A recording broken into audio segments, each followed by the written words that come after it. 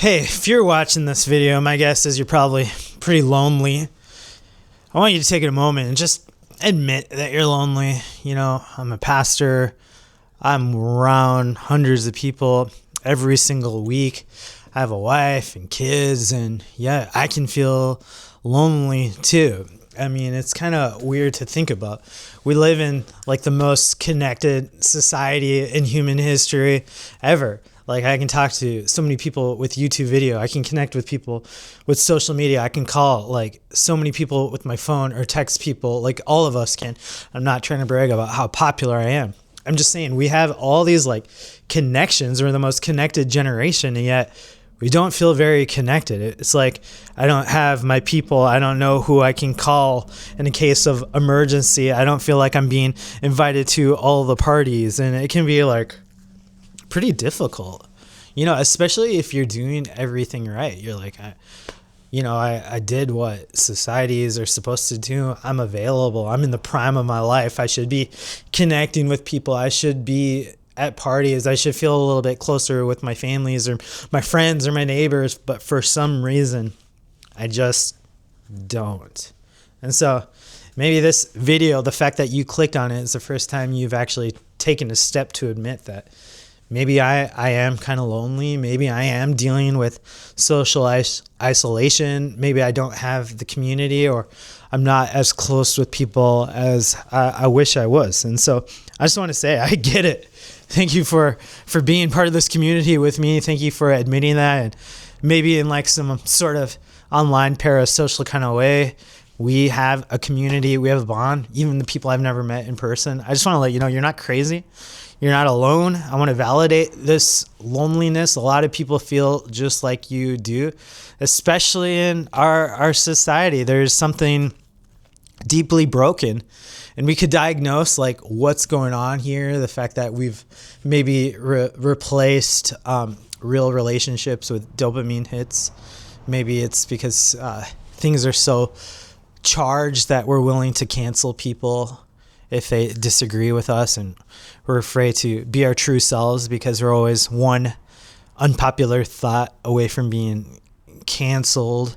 Maybe it could be something as practical as the fact that our cities are designed with cars in mind, and we don't live in villages where we can just like walk around and connect with people. We have to like make plans and then drive through traffic in order to connect with people. Maybe it's the fact that we're just so busy, like we're working several jobs and we're fighting just to like exist and pay rent, and by the end of the day we're just so tired and exhausted, and we just want to veg out and watch a YouTube video or watch Netflix or play some games or just be still. Or maybe like we've learned that we're introverts, and it's exhausting trying to go to a party or a club or a church service to meet people, and we're just like, I don't feel a lot of obligation to do that.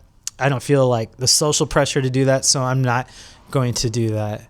You know, I don't know. Like, Seattle's kind of known as a city of introverts where I'm at. A lot of tech, a lot of rain. I think we have the most library cards, subscriptions, or memberships out of any large city in America. So there's a lot of like loneliness, a lot of separation, a lot of anxiety over relationships. Like, even me, I, to be honest, get pretty nostalgic over my days of living at a college dorm room.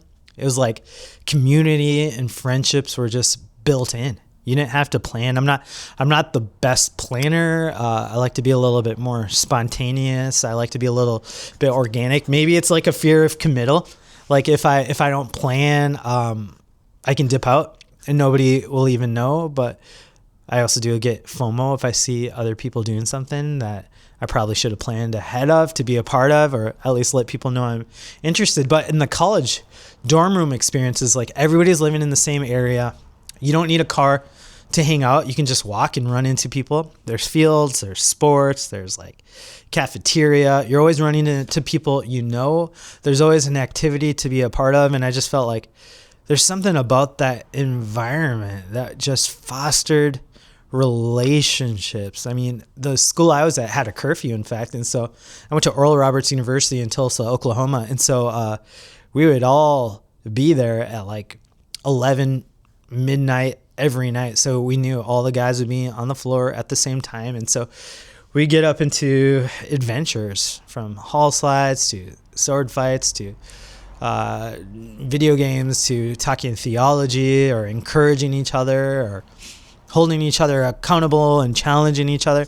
But I just felt like in that bond of learning side by side, adventuring side by side, in this journey to get our education, get our degree, I got to know people on a very significant level. Now as a dad, as a husband, now that I have a schedule and I have responsibilities and obligations that I love and I adore, I found it's harder and harder to make these kind of like organic connections. And so it's not that I don't feel like I have friends. I have lots of friends. It's not that I don't feel like I have family. I have an amazing family, but it's like something about structuring time to hang out with people is very difficult for me. So I do long for the days where I could just like have accidental adventures, accidental relationships instead of having to plan. And maybe this is just like part of me growing up, being 39 years old, about to turn 40, knowing that I'm juggling a lot of responsibilities. There's a little bit more weight on my shoulder in the stages that people are in as they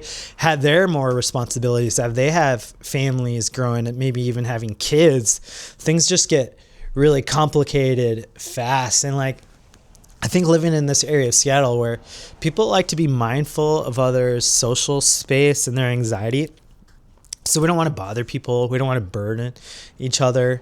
But I just think a lot of us are in our relationships, when we're trying to cultivate the kind of relationships we want, we're idealizing some relationships. So we were waiting for everything to be perfect before we could jump in and feel good about it.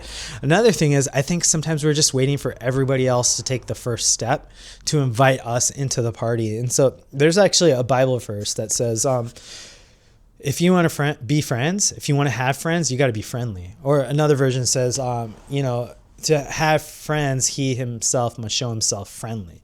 And so that means if you want to have a friend, you got to be a friend. And so the way I interpret that in my life is like, you got to be ready to make the first move, make the invitation, plan the party, throw the dinner event so that people will be part of your community. Instead of waiting to be invited to the party, instead of lurking on people's social media and be like, why wasn't I invited to that party? And I'm angry, I'm bitter, I thought I was close to that person.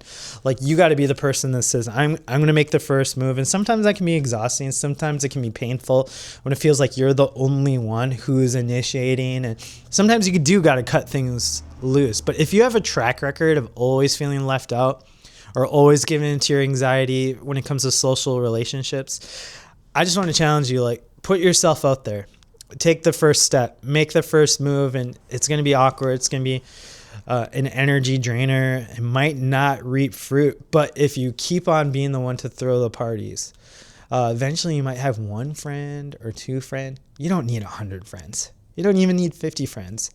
A person who has one or two good friendships, that person is blessed. And so, I don't know. Those are some thoughts I had on social isolation. And if you're feeling those, I'm sorry. But how do you deal with the feelings of social isolation? Please leave a comment. And if it encourages you, like, we're connected here. Any comment you leave, I will respond to. I'm going to try to encourage you in that comment. And hey, as I add value to your life and encouragement, if you'd like to add value to what I'm doing, please hit subscribe and we can spread the word and help people feel like at least they have some sort of community. So God bless you. See ya next time.